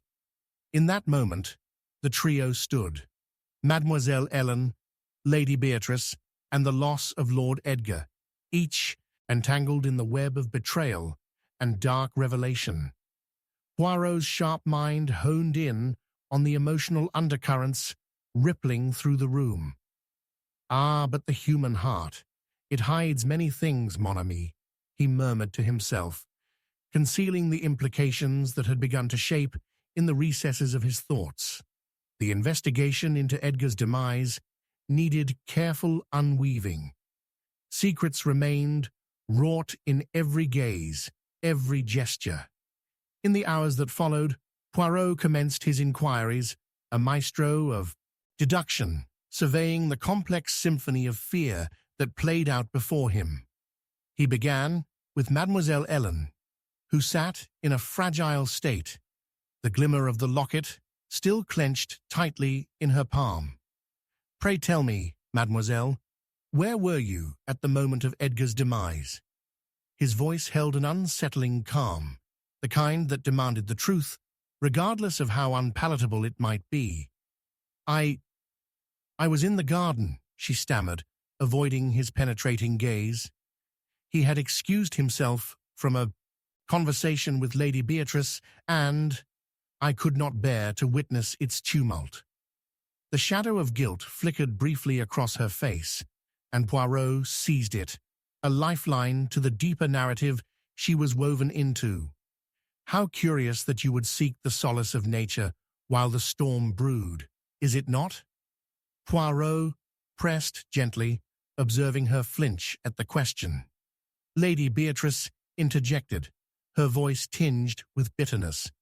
"Why must we turn on one another in grief, Poirot? I assure you, I was in the parlour with books, seeking refuge from Edgar's incessant ramblings. I had no conceivable motive to harm him." Her fervent denial rang hollow, the echo of her words laced with unsteady conviction. Despite the swirling storm outside, Poirot pondered the unveiled emotions, humbly piecing together the interplay of trust and animosity. A third possibility burgeoned, a stranger overshadowing their chaos. He turned his attention to the fireplace, wherein an unceremonious scrap of paper fluttered, half-burnt, but still legible. "It seems your quarrel with Edgar was not entirely one-sided, Lady Beatrice. What does this letter reveal about your intentions?" Lifting its edges toward the flickering flame, he reveled in the tension hanging between them. The lightning flashed, and the unmistakable flicker of fear passed through Beatrice's eyes. "That letter," she whispered, her lips trembling. "It was nothing. Merely a correspondence between two correspondents, nothing that warrants suspicion. But the slant of your tone suggests otherwise," Poirot prodded, examining the quivering edges of her bated breath. "Such deception cloaked in sorrow becomes the essence of treachery, n'est-ce pas?" He glanced at Ellen during his analysis, gauging her reaction as he continued to weave through their tangled lives. In the following moments, he found himself distracted by the sudden intrusion of another figure, Gerard, the estate's devoted groundskeeper, who entered, furtive and clamoring for answers. "I had spoken with Lord Edgar just last night. We were conversing about certain affairs." Yet, the way his eyes darted cast suspicion upon his own motivations. Poirot raised an eyebrow, intrigued by his choice of words. "Affairs, you say? Inform me, Gerard. Were these not merely financial dealings, or perhaps another matter entirely?" Poirot asked, allowing the tension to simmer, the silence thickening like fog in the chill that enveloped them. As the questions intertwined with the numerous allegations, Poirot slowly began to untangle the complex web of deception. Each of Edgar's companions appeared to wield more than mere motives. They functioned as pieces of a larger mosaic yet to be revealed. By night's end, the dark chamber within Ashcroft Manor reverberated with unresolved anticipation, and Poirot stood resolutely at the juncture where truth grazed insanity. "We have yet to unlock the final layer of this enigma," he declared confidently. "Yet I sense there lingers a shadow, a fatal distraction that clouds our collective judgment." As he prepared to bring forth the final revelation, a shudder echoed through the walls, the amalgamation of fear and anticipation converging. What could the true motives of kindness and despair lead to, my dear friends? he questioned pointedly, eyes swiftly scanning their faces, where the echoes of guilt sat serendipitously close to the surface. The revelation culminated in his declaration that left them ferocious, yet impotent. Professor Thoreau's desperate necessity for truth stemmed not from altruistic intentions, but from a fatal game of manipulation, a war waged not without consequence. Edgar was but a pawn in a larger chess game of familial deceit, orchestrated unknowingly by Ellen. Ellen froze, horror engulfing her. "You cannot. He was dear to me. You must look beyond my grief," she pleaded, the fractures in her sense of self breaking free. "Ah, but the heart can deceive even the staunchest of allies," Poirot mused. Your affection masked a darker truth, a need for validation against the storm you had come to dislike in your life. As the final piece fell into place, Poirot leaned against the mantel, his expression inscrutable. "Be aware, my friends, we are haunted not only by external storms, but by the tempests that rage within. It is there, amid the secrets we craft, where the most devastating truths stake their claim." The weight of these words settled thickly, an unyielding reminder of the chaos they had unleashed within each other as the realization dawned. Their lives forever altered, irrevocably entwined in bonds of treachery for masks they could no longer hide behind. Chapter 10. Face to Face with the Past. The sound of the clock, a guttural, relentless ticking, filled the oppressive atmosphere of Ashcroft Manor, reverberating like a march to a funeral. A sudden crack of lightning split the ebony sky, illuminating the chilling outline of Lord Edgar's lifeless form, resurrecting emotions long buried within those who remained. Poirot stood amidst the shadows, his mind racing as the haunting spectre of betrayal echoed in the corners of the darkened room, gripping his heart with a sense of foreboding. Mon ami, the clock hands cease their dance in these moments of darkness, but we must not allow time to drown our search for the truth, he murmured to himself, his thoughts racing as he surveyed the scene before him. The mournful wail of the wind played in harmony with the unrest bubbling beneath the surface of grief-stricken faces, each carrying a burden heavier than the fraying walls of the manor could conceal. Tonight would unveil secrets deeper than even the pervasive storm outside could contain. Among the spectres of anguish stood Lady Beatrice, resolutely clutching a handkerchief as if it were the tether to her unraveling composure. Her history entwined irrevocably with that of her late husband, a tapestry interwoven with love, manipulation, and a festering jealousy perhaps more profound than she would allow herself to confess. "Why must life turn upon such treacherous axes, Poirot?" she whispered, her voice breaking, yet laced with an accusation that dared to suggest her abandonment of innocence. Edgar was anything but an angel, and yet here we stand, playing the miscreants in this tragic farce. Across the room, Gerard, the groundskeeper, shifted uneasily, the flickering light casting elongated shadows across his rugged features.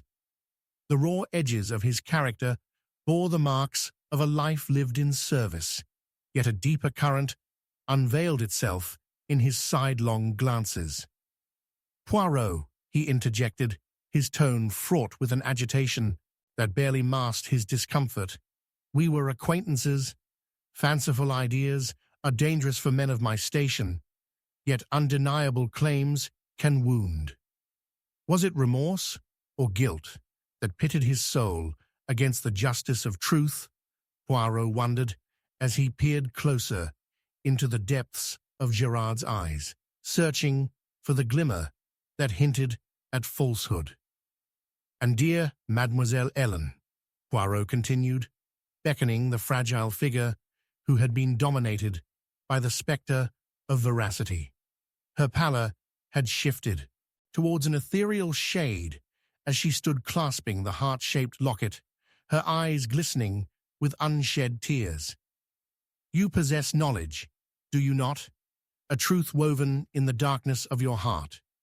A connection to Edgar, entwined in a history perhaps more sinister than admiration would let on." The storm whirled outside, yet it matched the discontentful rage brewing in the depths of the manor. The game of wits had only just begun, and the revelation of the untangled threads of their lives lay suspended in the ambient gloom. Each of them, a suspect in this moral decay. Poirot would sift through their grief to uncover more than just a dead man's shadow. As he began his inquiries, Poirot felt the weight of silence that followed him, this collective remorse a mask for deeper betrayals. His methodical questioning pierced through layers of grief, likely unearthing enmity where none was presumed. "Gerard," he posited, allowing his voice to trail off to a whisper, "was Edgar's death truly a matter of the fates, or perhaps, upon closer inspection, an unfortunate card from a deck of resentments dealt among friends?" "You lay blame at my feet without cause," Gerard snapped, the quiver betraying his edge. "But Edgar, he knew too much that should never have been spoken. Unraveling words can birth storms, and he was the architect of his own demise." Ellen's voice trembled as she interjected, "He was torn between love and duty. I could not bear to see the man I cherished descend into despair." The tempest of emotion filled the room, but Poirot remained unyielding, his mind a tapestry of ideas weaving through the words and breaths that hung heavy in the air. Suddenly, Lady Beatrice's demeanor shifted as she reached behind the curtain where an old trunk languished in forgotten shadows. She pulled forth a tattered journal, its pages yellowed and frayed, the air around them congested with a palpable tension as she spoke. "All secrets manifest, my dear Poirot. This journal contains not only our painful histories, but details that may shatter the very foundation of our grief. Ah, but it is the true nature of unshared sorrow that binds us tighter, is it not?" Poirot remarked gently, his voice a soothing melody against the discordant thrumming in the hearts of his audience. Yet, as he flicked through the journal's pages, a revelation emerged, a secret correspondence revealing illicit dealings between Edgar and another party, a tinge of betrayal much darker than mere infidelity. His eyes flicked up from the aged tome to meet the gaze of Gerard. "What were these dealings, my friend? Surely not merely financial. A matter forgotten, buried deep, the affair that binds us all." Gerard's words came forth with a tremor, a confession lurking just beyond the veil of his carefully fabricated composure. "The past returns, my dear Poirot, and I shall not wear white as the dove in this fable." As the storm outside raged, unleashing a cacophony of chaos, villainy unraveled among them, each secret unfurling a grip of deniability. Poirot watched and listened, weaving their past grievances into a narrative he alone could piece together. He finally zeroed in on Mademoiselle Ellen, the whispers no longer merely ephemeral, but an indelible mark against her soul. "You loved him, yet were you not also unfathomably entangled with those who sought his demise?" Ellen's silence was profound, cracking under the weight of Poirot's piercing gaze. The pain of love can forge strange alliances, and the past, it is a cruel mistress. Edgar held my secrets against me, even beyond the grave. "And what secrets, dear mademoiselle, do you harbor far beyond the agony of love?" Poirot pressed, cleanly filing through the walls erected around her, prompting what the others were hesitant to unravel. With a sudden gust, the wind howled outside, echoing her fears as she faced the camera before her, a past filled with not only love, but desperation and deception breeding betrayal. The final revelation caught within Poirot's mind, like lightning, a hidden identity lurking beneath the pained layers of her existence. You are, after all, intertwined with another world altogether. What of your familial connection to Edgar's true threats? What do these revelations mean for us all? Poirot's voice rose, clear yet somber, as the pieces began falling into place. A harrowing realization unfolded, a puppet master driving them into the storm, its strings tied to each of their fears and desires. The ultimate betrayal slipped from Ellen's lips as she spoke, her shattered voice resonating through the thickening tension. We are forever entwined.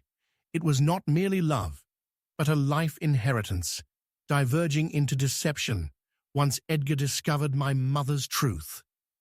As Poirot stood there, the clock continuing its relentless march towards midnight, he gathered the fragments of their pasts, threading them through the shadows.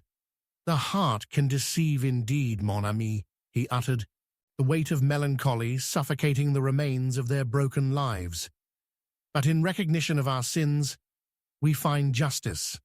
The culmination revealed layers of truth, darker than night, the illusion of safety shattered, exposing buried secrets brought to the surface by betrayal that cut deeper than mere ambition. With one last glance at the spectres of engulfing guilt, Poirot concluded with a heavy heart, "We can never escape the storms born from our choices, nor the shadows they cast upon our souls." And thus, as the remnants of their humanity flickered amidst the candlelight, they stood together in the embrace of their past, encased within the dark tendrils of the storm that raged fiercely outside, stitching their destinies until the echoes of their transgressions would linger forevermore. Chapter 11. The Final Revelation. The air was thick with tension, an uneasy silence hanging over Ashcroft Manor, but the crack of thunder resonating like a gunshot startled its inhabitants. The wind howled outside, thrashing against the walls, as if nature itself conspired with the darkness within. Poirot stood, his keen eyes surveying the room, where shadows danced like phantoms, accentuating their grim faces. The clock ticked insistently, counting down to the inevitable unveiling of dark truths. "Ah, but the heart can deceive," he murmured softly, "even as the storm reveals what lies hidden." In the dimly lit study, Ellen's countenance was a study of anguish. The heart-shaped locket she often clutched now swinging rhythmically, mimicking her fraying composure. Lady Beatrice, with a handkerchief pressed to her lips, seemed to wrestle internally, her poised beauty belying the chaos that threatened to consume her. And Gerard, the groundskeeper, stood resolute, his eyes betraying the inner turmoil that mirrored the raging tempest outside. They were all ensnared in a web of deception. But Poirot sensed something deeper lurking beneath their sorrow, a shared past that was as dangerous as the storm. With the shadows closing in, Poirot approached the mantel where the journal lay, a repository of secrets and lies that could unravel them all. "Mademoiselle Ellen," he began, his voice calm, yet laced with authority, "you spoke of love's sweet torment.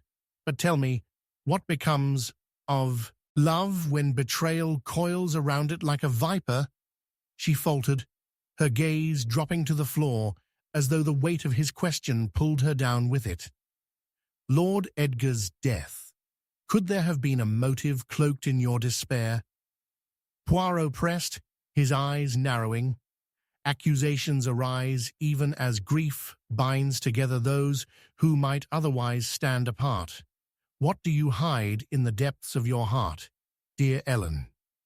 The shadows cast by the flickering candlelight shifted, and an electric silence enveloped the room. Ellen's voice trembled. I loved him. We shared dreams, hopes, but dreams can turn into nightmares. Her revelation hung in the air, a fragile thread entwined with past choices and present sorrows. Poirot turned his attention momentarily to Lady Beatrice, who stood clutching the journal, her expression inscrutable. And you, Lady Beatrice, what shadows from your shared life with Edgar do you carry? Whispers of regret, perhaps? She squared her shoulders, but the tremor in her hand revealed the cracks in her facade. Edgar was a man of many faces, Poirot, she replied with steely defiance. I sought only to illuminate the darkness of his secrets, yet I find myself trapped in a maze of my own making. As Poirot listened, he discerned a faint nervousness underlying her polished tone. He meticulously examined the room for signs of discord, observing the tension that threaded between the three suspects, a tapestry woven with the rich threads of unresolved grievances. Gerard cleared his throat, a subtle challenge darting from his eyes. What of you, Poirot? You dissect our lives, but keep your own mysteries close, as if we are the gilded puppets in your grand performance. You must know by now that connection and betrayal runs deeper than mere acquaintanceship. His words hung heavily, igniting the atmosphere rich with unspoken derision.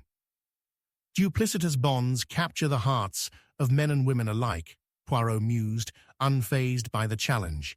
But surely even a groundskeeper can reveal the truth beneath the layers of dust. Did you not, yourself, harbor a resentment against Lord Edgar? His power overshadowed your ambitions, perhaps. Before Gerard could respond, a clap of thunder resonated, shaking the very foundations of the manor. The candle flames flickered wildly, disrupting the fragile balance of the atmosphere. Let us delve deeper, Poirot said, momentarily distracted by the raging storm outside, before returning to the gravity of the matter at hand.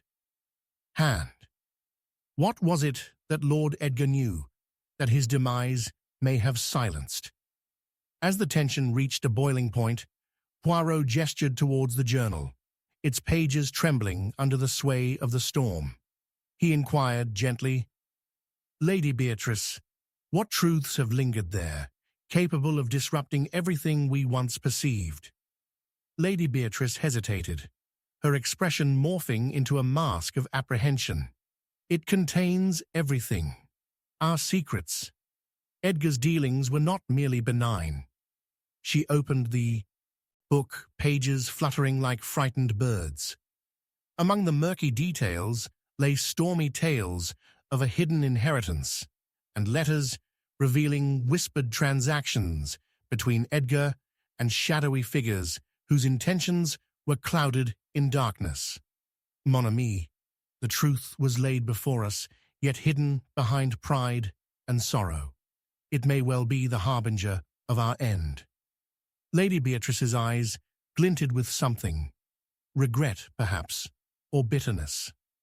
A sudden twist, born of indignation, surged through Gerard's voice as he interjected, This is absurd. You rear accusations as if the storm above can cleanse us of our sins. Edgar possessed secrets that could drown us all. I dare say every soul here bears equal weight. With a piercing gaze, Poirot pondered aloud, but it is the nature of secrets that they are stitched into the very fabric of our humanity. The true beast thrives in the unacknowledged shadows. And just then, as if summoned by the tempest, anger exploded within Ellen. Enough! You seek to uncover who killed him, but you abandon our pain, our grief. Edgar's heart joined with mine. He was the light that guided me through the storm of my family's secrets. Her voice cracked, fury morphing into despair, and she reached once more for the locket that had become her shield. Yet Poirot, ever observant, fixated on the implications trailing behind her words. Your family, mademoiselle, intertwined with Edgar's past.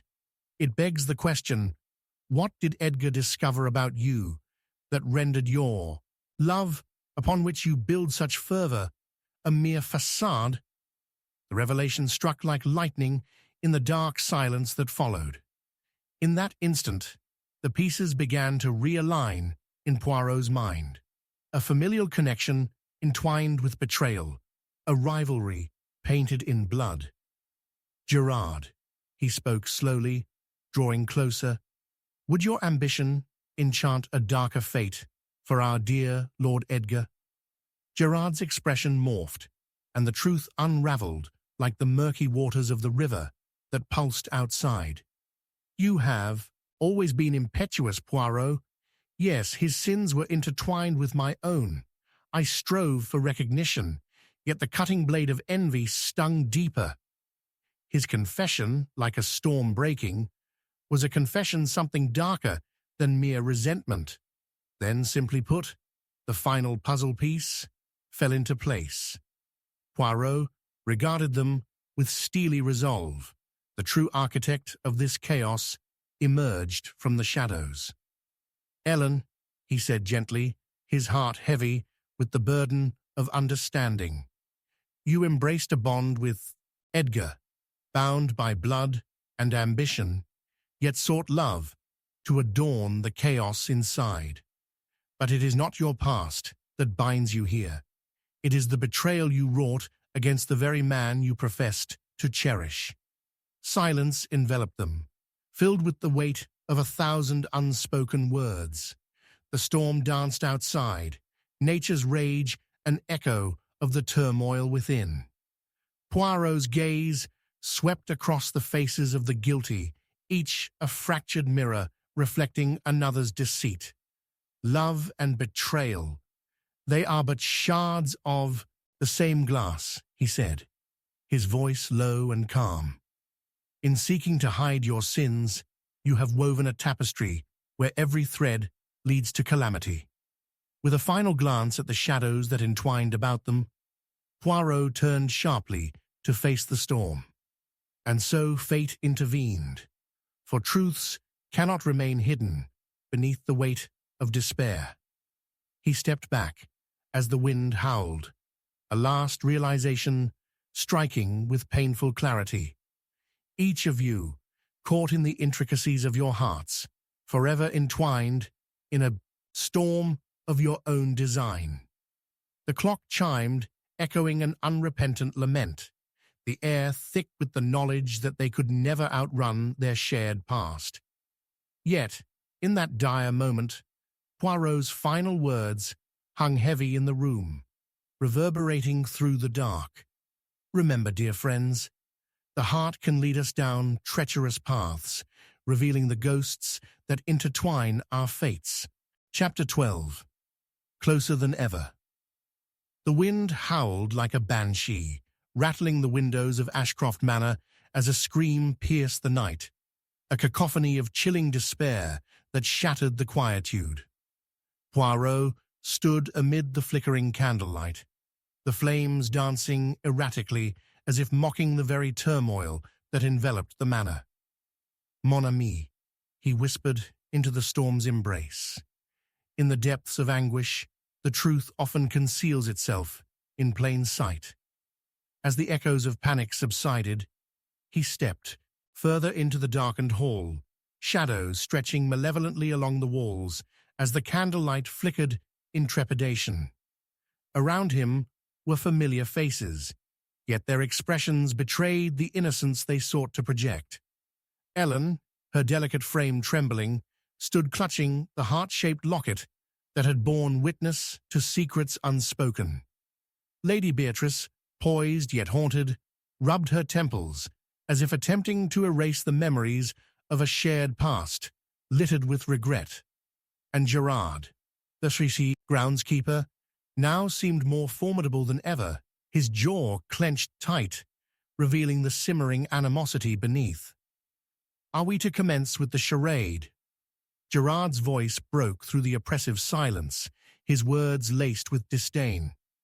"Such theatrics only serve to cloak the true nature of our misery. We are gathered here as marionettes, but might we not cut our strings?" Poirot turned to him, observing the crack in the façade beneath Gerard's bravado. "Ah, but the heart, my friend, conceals treachery beneath layers of pride and desperation," he replied, his brow furrowing slightly. Just moments earlier, the scream resonated through the corridors. Was it the echo of guilt surfacing, or sorrow erupting from the confines of remorse? The storm outside raged in concert with the storms brewing within.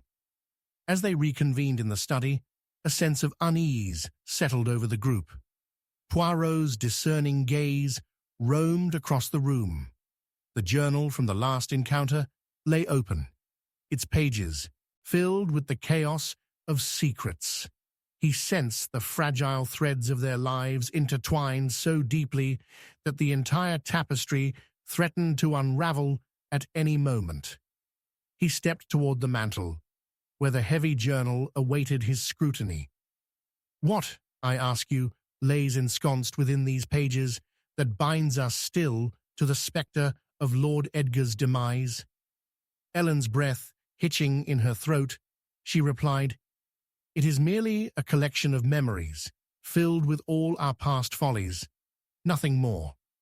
Yet, even as she spoke, her eyes flickered with a betrayal that no words could conceal. A sudden flash of guilt illuminated the shadows beneath her bravado. Yet only the curious mind discovers what the heart chooses to ignore, Poirot countered, allowing silence again to envelop them, immersing them in contemplation. "And here lies the heart of our predicament. The very history that we forge can entrap us more than chains." He pivoted to gaze intensely at Lady Beatrice. "Tell me, dear lady, what insights can you impart from your life intertwined with Lord Edgar's?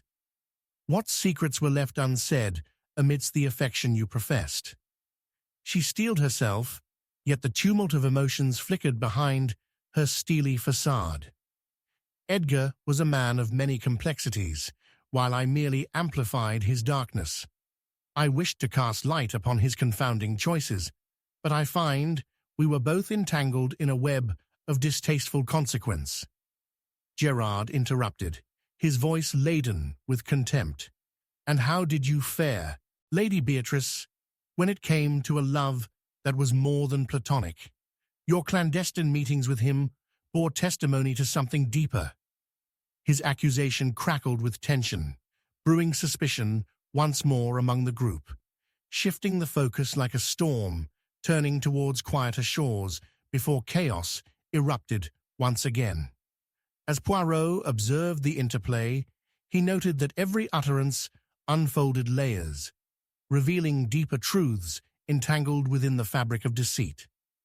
"Tell me, mon ami," Poirot asked, "Gerard, what binds you to Edgar beyond a simple employer-employee relationship? I sense the longing for recognition clouded by envy, an unfathomable darkness that lurks behind your denial." With the hesitation of a storm about to break, Gerard's expression twisted into a knowing glare. "He kept me in shadows, Poirot. The truth, Edgar's demise, may have begun as mere envy, yet pride and revenge are potent concoctions." The chamber fell into hushed contemplation, punctuated only by the ticking clock, each stroke marking the unbearable weight of judgment. Poirot's mind raced, weaving connections as deftly as an artist painting on canvas, observing the tension that suffocated the very air. Ah, but what of Ellen's affections? The betrayal coils there, a heart heavy with secrets and grieves what remains concealed. It is not only ambition that turns lovers into enemies, it is also the past, entwining with splintered loyalties. Her eyes glistened with unshed tears, and a trembling voice emerged. I loved Edgar more than anything. Our families were caught in a struggle, one I thought only love could cease. Poirot leaned closer, sensing the turmoil swirling about her like the storm outside. When love is entangled with family secrets, it may well become a poison. Tell me, did your family not bear a darker influence over your affections? Enough. Ellen's voice shattered the tension, like glass breaking against stone. I've endured enough torment. She turned to Lady Beatrice, an accusation blazing within her hollow gaze. You knew, didn't you? You orchestrated this theater, manipulating our lives without remorse. In that moment, shadows fell across their faces, and the candle flames grew dim, casting elongated silhouettes of shame and despair. Alas, dear Ellen, the truth remains elusive. I merely sought answers. However, you, in your desperation, have crafted a narrative of betrayal that reveals more about your own history with Edgar. Lady Beatrice retorted, her voice quivering beneath the weight of uncomfortable truths. Poirot remained composed, the slick puzzle pieces shifting with intent within his mind. He decided to unveil a twist hidden beneath the ensuing chaos. At last, he spoke. Ellen, you are not only bound by love to Edgar, but you are also entwined by blood, secrets buried deeper than any storm can wash away. The revelation landed heavily, the walls of the manor creaking as if echoing the unraveling truths. Suddenly, Gerard's expression transformed. No, you would not accuse her. He stepped closer to Ellen, protective, yet filled with a defensiveness that signaled guilt. She is innocent, held captive by the choices of others. The tempest outside roared, the walls trembling from the force of nature. Yet it is chaos where clarity lies, Poirot proclaimed. What you dismiss is your yearning, dear Ellen. You strive to salvage the past, yet it becomes a weapon, forged in anguish. Poirot approached the heart-shaped locket still, clasped tightly within Ellen's grasp, the marrow of her embodiment as both love and loss reflected in her tears. A great realization dawned upon Poirot. What if the true villain is not yet accounted for? The heart can indeed lead to twists unforeseen. He turned slowly, scrutinizing the room and feeling the tension rise with every breath. Have we overlooked the fragile bonds that tie us together? Betrayal often masks itself as camaraderie, he mused, finally addressing them with clarity. Only in the revealing light of truth do we find the courage to confront our demons. As the storm reached its zenith, Poirot leaned in close, whispering the final revelation. The heart conceals profound truths, lies interwoven within familial ties. Each one of you bears a piece of the darkness that culminated in the loss of Lord Edgar. But at the bitter end, as in life, it is love that can cut the deepest. The clock chimed midnight, reverberating through the hollow chambers, wrapping them in a heavy shroud of foreboding. Poirot's message settled in their hearts, weighing them down with the inevitability of the storm they could not escape. And so, dear friends, he concluded quietly, it is not the act of betrayal that haunts us, but the hollow ache of buried love that remains, closer than ever.